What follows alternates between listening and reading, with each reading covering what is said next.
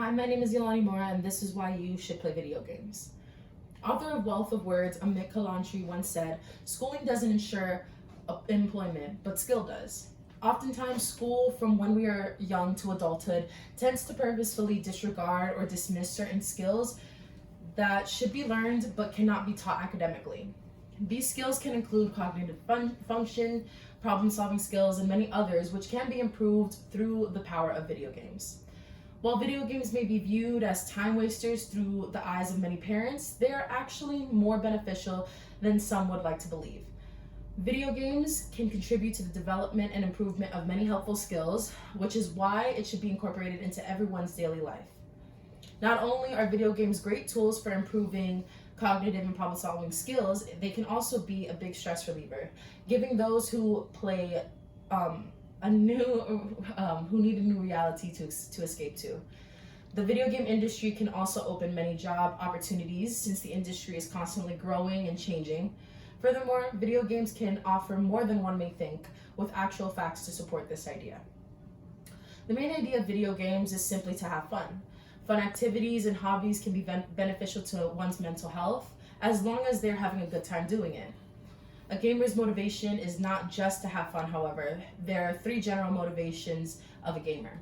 According to Jamie Madigan, author of Getting Gamers, The Psychology of Video Games and Their Impact on the People Who Play Them, states that within a study performed by psychologist Nick Yee, factor analysis led to the evidence that there are three types of motivations for gamers: social, immersion, and achievement. In other words, gamers solely play for either the opportunity to connect with others or to immerse themselves into a game and be out of touch with reality for some time, and to have a dopamine rise of achieving something. Video games can improve mental health in these ways. Another study proved that the idea of video games causing people who play them to experience psychological flow, or in other words, being in the zone. According to Madigan, the study found that the more presence players felt while playing the racing game Need for Speed, their skill was matched to the challenge and they were able to experience psychological flow. Psychological flow and total immersion are benefits to the video games and the reasons why younger kids and adults find video games so addicting. Another major reason to incorporate video games into your daily routine is because video games have been proven to improve many cognitive and motor skills to those who play them. Each action within video games can improve a certain skill. Video games have been proven to promote informal learning skills or skills that are learned outside of a classroom setting. These skills can be beneficial for jobs or even for everyday use.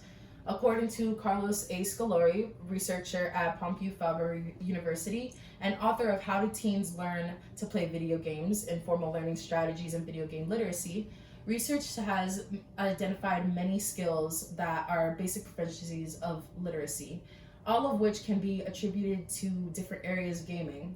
For example, transmedia navigating can lead to the ability to follow the flow of stories and information, which can be really helpful in regards to comprehension.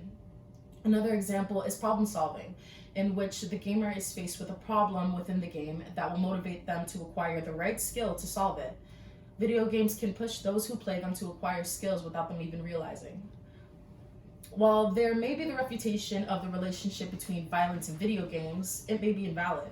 Every video game contains a maturity rating, and the responsibility lies within the hands of those who buy the game for their impressionable kids. So as long as parents who buy the games for their kids and are aware of the maturity rating written on the cover and within the advertisement for it, then the issue loses meaning and value.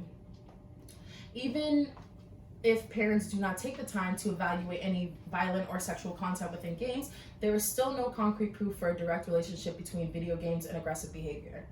According to Netta Weinstein of the School of Psychology at Cardiff University, the results of a British study involving adolescents and video games concluded that violent video games do not activate aggression amongst the youth. The final reason you should start playing video games and teaching your kids to do so is because it can offer many opportunities. The video game industry is a multi-billion-dollar business that is constantly growing and changing with the rest of technology. On average, game testers make about $55,000 a year starting and without a bachelor's degree. According to Isabella Thaddeum, who wrote How We Turned Our Love for Video Games into a Career, the industry has about 146,000 employees, all with an average salary of $85,000. Gamers are also considered respected athletes now, as they can competitively game in the esports.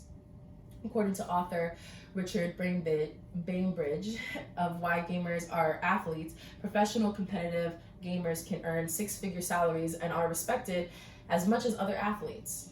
The gaming industry is ever changing and progressing and may be worth making a career out of. Video games should be incorporated into everyone's daily routines because they can contribute to the development of many helpful skills that could either improve your work life, your home life, or even your personal life. They can be stress-reducing activities that will improve cognitive and motor skills, as well as open doors for great careers for many people. Maybe video game literacy should be incorporated into schools so that eventually schooling can assure skills and employment. Thank you.